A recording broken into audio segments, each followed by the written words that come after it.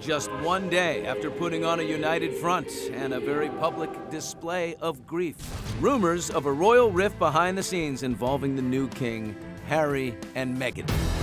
Their public feud may erupt again with the news that King Charles may not grant HRH status to his grandchildren, Archie and Lilibet, because they will not be working royals. And he made reference to their decision to remain in the U.S. in his very first speech.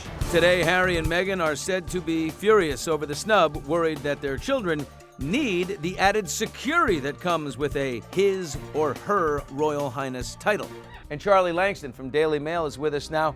Charlie, it's Harry's birthday today, and in the midst of mourning his grandmother comes this news.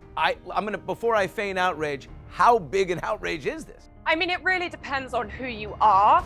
Per tradition and per royal regulation, Harry and Meghan are no longer allowed to use the HRH titles because they are not working members of the royal family. So it makes absolute sense that their children would also not be afforded those titles. However, because of the scandal and the controversy that continues to surround Meghan and Harry and their role within the monarchy, obviously people are going to be upset.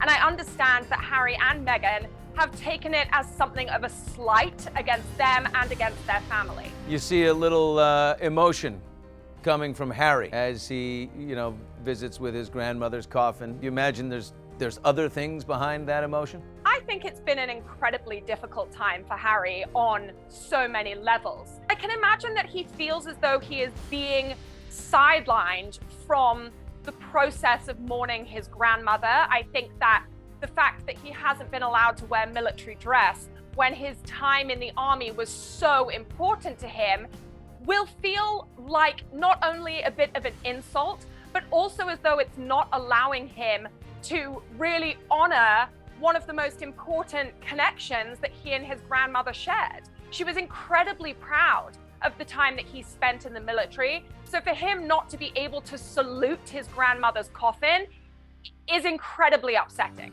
Do you think William and Harry will heal? Listen, it's family business. I think right now you just got to focus on that. Simon Cowell talked with our Terry Seymour about the royal family and his one audience with the Queen some 15 years ago. We met her on a show called The Royal Variety Show. There was a night you will never, ever forget. And I remember thinking, because, she was in her 80s even then, and, it was tough. Her schedule must have been exhausting.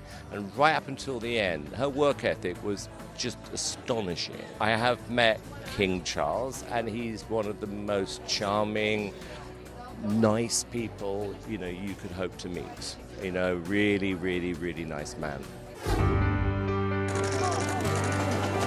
And with the final touches on funeral preparations being made, Prince William and his wife Kate shook hands, greeted mourners, and took in the honors to his late grandmother.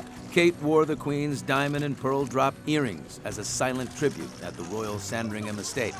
Lines are long, hearts are heavy as mourners pass by Queen Elizabeth's casket in Westminster Hall. The family escorted the casket on that solemn procession there yesterday. Here in the States, news breaks that Meghan's Variety magazine cover has been delayed out of respect for the Queen. She, along with Oprah Winfrey, Ava DuVernay, Hillary and Chelsea Clinton, Elizabeth Olsen, and Malala, will be honored at the Power of Women event later this month, though Meghan will reportedly not attend.